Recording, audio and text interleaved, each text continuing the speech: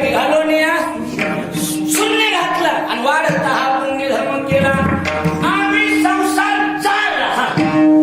काय केला आम्ही संसार? काय केला? चालवणे संसार वैसरो अंगणे संसार फुकून दिला आणि कापडत बसलो. संपत आहे का 4 वाजता? नाही संपत. कशासाठी आम्ही झालेला संसार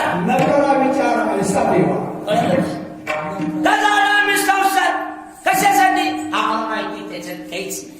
प्रपंची जरी सुख जोडे तरी का सेविती गेली कडे राज्य टाकून गेले थोडे ते काय वेळे म्हणाले. का झालं आम्ही हे काही नाही काय त्याच्यात ती तुम्हाला सगळ्याचे चरित्र माहिती.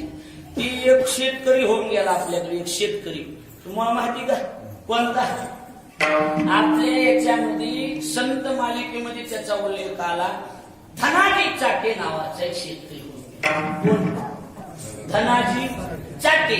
धनाजी चाट्याची शेती पेरी मीराबाईसाठी घेतो विषय. पहिला दामाची तर कसं आहे त्याची सिस्टीम सांगतो.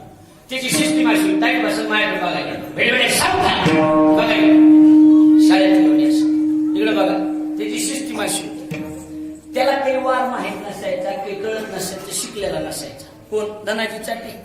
काही नाही शिक्षण नाही, काही नाही बिचारायचं. ती दिंडी निघाली म्हणून कळालं की जसं काम आहे तसं सोडायचं आणि चलत राहायचं दिंडी. ऐकायला बघता एक दिवशी तिची सिस्टीम ती त्याची पेरणी चालू होती. काय चालू होती? पेरणी. आणि दिवस दिंडी कधी असते? पेरणीच्या. टाळ वाजले सांगितलं उद्या प्रस्थान आहे ना, आज निघावं लागते. दिंडी आले चलावं लागते. बैल झुकलेले ती पण तशीच, ती वटी तसंच सगळं. काय दिंडी निघाली हो कासरे टाकले किसनी बैल तशीच. चलत चलत ती राहायची. झोपडी होती त्याची, पोपट होत.